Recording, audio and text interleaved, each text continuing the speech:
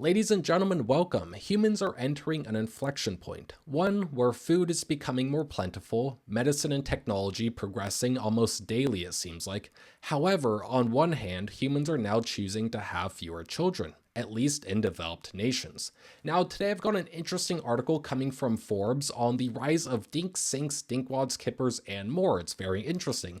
Now, these new acronyms are coming at a unique time where people are now choosing to have fewer and fewer children. Let's read a bit of the article and I'll go over my opinions on it all and some numbers at the end as well. Now, some terms of the acronyms that you guys do need to know. The acronym DINKS for Dual Income No Kids gained popularity as more couples chose to delay or forego having children for various reasons, like career priorities or personal preferences. The addition of DINKWADs, Dual Income No Kids with the dogs, reflects the trend of childless couples treating their pets like family members, which became more common in recent years. Acronyms like KIPPERS, Kids in Parents' Pockets Eroding Retirement Savings, gotta love that one, or PODWOGs, Parents of Dinks Without Grandchildren, seem to have emerged as a way to describe the situations of adult children still financially dependent on parents or parents of childless couples. Very interesting here, right? Now, the personal benefits of being one of these acronyms, right? Without the significant costs of raising children, DINKs, SINKs, DINKWADs have more disposable income to spend on discretionary items like travel and hobbies. The costs associated with having children, such as childcare, education, clothing, extracurricular activities, and the need for a bigger home and vehicle are now non-existent, resulting in lower overall living expenses. And you absolutely have to agree, especially in today's world where inflation is rising out of control. Home prices are up, I think, over 40% since 2019 before COVID. And wages are not keeping up, which is not allowing these folks to have children. So they're choosing the alternate lifestyle of focusing on their career. With higher disposable income and lower expenses, they can allocate more funds towards savings, investments, and retirement accounts, potentially allowing them to achieve financial independence or retire earlier. However, 13% of childless couples don't anticipate having any discretionary income, according to the report. Without the time constraints and responsibilities of raising children, DINKs, SINKs, and DINKWADs can devote more energy to their careers, which could lead to higher earning potentials and career advancements. However, without children or grandchildren, some may face challenges later in life when securing caregiving support. And I absolutely couldn't agree enough. I mean, if you don't have children, it's very difficult to have that strong cultural, family base where everyone can take care of each other and no questions asked. And that idea just goes out the window when you don't have children. Instead, you're going to rely on paid services that are going to possibly be of lower quality, and they will eventually eat up your retirement savings if you live long enough, right? So some very long-term problems potentially with choosing not to have children. Potentially, it depends on your perspective, but just something you do need to keep in mind. Now, where does all this lead long-term? Now, obviously, when you don't have children, there will be fewer people in a society living as a whole, right? Contributing to society in terms of work, buying things, building things, inventing things, and really just living at the end of the day, right?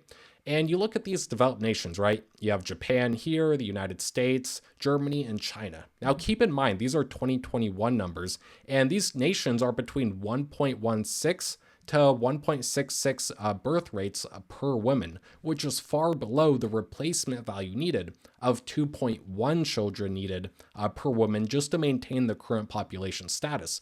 So these are very concerning numbers. And while these don't look that bad up front, if you really run the numbers, this is ultimately long-term, a population will decline to zero if you keep up these birth rates. And what all this means long-term for the economy, let's say you live in the United States like I do. Long-term, when you have a low birth rate, you're putting a lot of burden on the younger generation to take care of the older generation. And it might be difficult to see how that might all be long-term, right? But I mean, if you just look at the United States debt load of, say, $34 trillion, all that's going to be paid off. Well, probably never will be paid off, but they're going to try to yank out more of the money, more of the wealth out of young people by printing more and more money, making it more and more difficult on their life long term. Now, I actually asked ChatGPT a pretty interesting question here on what all this means when people choose not to have kids, prioritize their career and things like that. And I'm not saying it's a good or bad thing. Everyone has their own perspective on it, but I'm just running the numbers here. And I asked ChatGPT to assume there's an average population of 100 million people and a birth rate of 1.5. What is the estimated population 100 years later, right? So a birth rate of 1.5 per woman. So that kind of puts you around a population birth rate per woman around what Germany currently has and where the United States is kind of approaching. If you look at this blue line heading down for the United States, it's not looking too hot. So assuming that, ChatGPT actually ran the numbers, did the math on it all, and it made sense. And how ChatGPT broke it down is ChatGPT said, hey, let's say a generation is about 30 years long, and in 100 years, right, to the year 100 years out, so that would put us at the year 2124, right? There will be about 3 generations, right? So 100 years divided by 30 years per generation gives us 3.33 generations between today and 100 years from now. And it ran the numbers and divided the birth rate of 1.5 divided by the replacement value of births needed to maintain the current population of 2.1. So when that math was done, ChatGPT got 0.714 and multiplied that out by 3.33 times, representing an average of 3.33 generations, right? So we multiplied this out, and a current population of 100 million people times that figure would come out to a population 100 years from now of 32.6 million people, which is a very depressing figure, right? So that is a huge drastic decline in the overall population of what was originally there. And also additionally, a much older population, as there will be fewer young people at the bottom of the pyramid and more old people at the top, because that's how it all looks, right? Demographically speaking. So this is basically like a little mini human apocalypse going on here, where choosing to have fewer children is going to lead to drastically smaller overall populations over a very long period of time. Or, well, really, 100 years is not that long at all. And this is only assuming a population birth rate or birth rate per woman of 1.5. There's other nations, right? So we have China, which currently has a birth per woman of 1.16, and that's in 2021. The numbers are even worse today. South Korea even has a birth rate of, I think, the worst in the world, around 0.7 births per woman. So if you think that these numbers look bad, where if you extrapolate this problem out long term, it actually looks far worse than the numbers on here, right? So 100 years from now, their population might be 1/5 or 1/4 of what it is today, right? So very depressing figures long term for these nations. And you look at countries like China today, right? An economic superpower, almost rivaling that of the United States. But with their birth rate being so low, their time at the top of the world empire, or being able to challenge the United States, will be short-lived, as their population quite literally cannot keep up and sustain itself long term. And the current population of Chinese being born today is going to have to take care of a huge number of people, or older people, within the Chinese population. So you look at the demographics of it all and you say, wow, some numbers really just don't add up long term for a really good, bright, positive future for some of these nations. And you look at all this, and it stems down to how people are feeling today.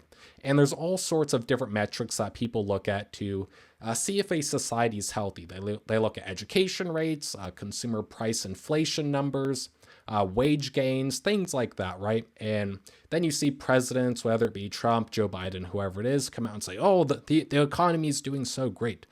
I think that they're missing the forest for the trees when it comes to determining how people actually feel about the economy. And I think at the end of the day, I think birth rates might be the absolute best metric to look at, right? Because people want to have kids. I think that they want to pass on, for the most part, when times are good, they want to pass on their wealth. They want to pass on their culture off to their offspring, right? And have children, right?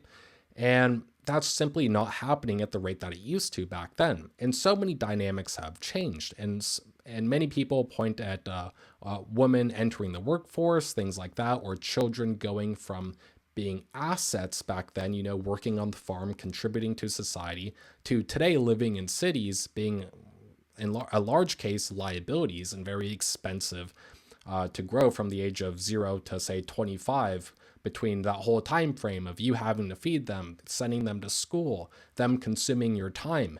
So there's a trade-off today versus back then as well.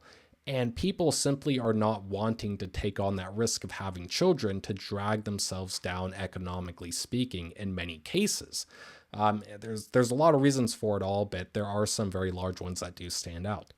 But really, just looking at the numbers here, where does all this lead long term? And it looks like, you look back 100 years, there was explosive growth when it comes to a growing population, right? We went from like 1 billion to 9 billion today in the span of 100 or 200 years, whatever the number might be. And it was a huge explosion, or a healthy demographic pyramid. And now we're rewinding back a bit. And there's many reasons for it all, but it appears people are simply just not happy with how things are economically, and the trade-offs between between price and value at the end of the day. And people aren't choosing to have kids. Anyways, thank you all so much for watching. Be sure to like, comment, share, and subscribe if you like this video, and I'll see you guys on the next one. Bye-bye.